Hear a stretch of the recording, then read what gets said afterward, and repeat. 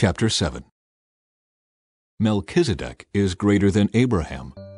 This Melchizedek was king of the city of Salem, and also a priest of God Most High. When Abraham was returning home after winning a great battle against the kings, Melchizedek met him and blessed him. Then Abraham took a tenth of all he had captured in battle and gave it to Melchizedek.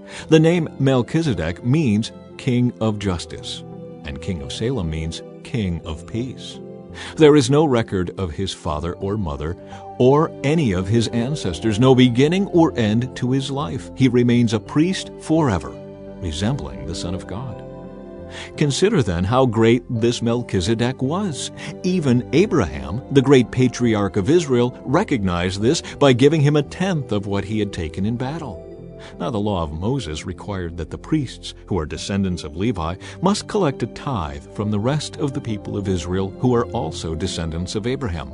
But Melchizedek, who was not a descendant of Levi, collected a tenth from Abraham, and Melchizedek placed a blessing upon Abraham, the one who had already received the promises of God. And without question, the person who has the power to give a blessing is greater than the one who is blessed. The priests who collect tithes are men who die. So Melchizedek is greater than they are, because we are told that he lives on.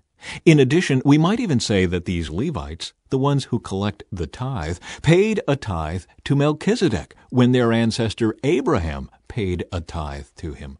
For although Levi wasn't born yet, the seed from which he came was in Abraham's body when Melchizedek collected the tithe from him.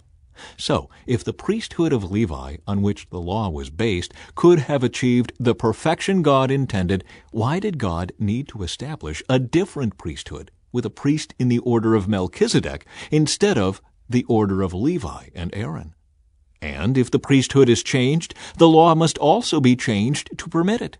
For the priest we are talking about belongs to a different tribe, whose members have never served at the altar as priests. What I mean is, our Lord came from the tribe of Judah, and Moses never mentioned priests coming from that tribe. Jesus is like Melchizedek. This change has been made very clear since a different priest, who is like Melchizedek, has appeared. Jesus became a priest, not by meeting the physical requirement of belonging to the tribe of Levi, but by the power of a life that cannot be destroyed. And the psalmist pointed this out when he prophesied, "You are a priest forever in the order of Melchizedek." Yes, the old requirement about the priesthood was set aside because it was weak and useless, for the law never made anything perfect. But now we have confidence in a better hope, through which we draw near to God. This new system was established with a solemn oath.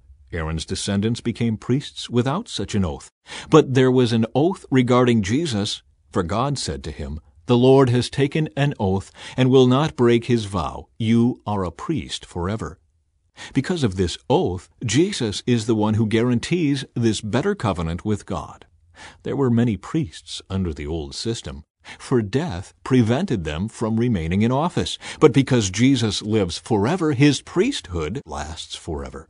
Therefore, he is able once and forever to save those who come to God through him.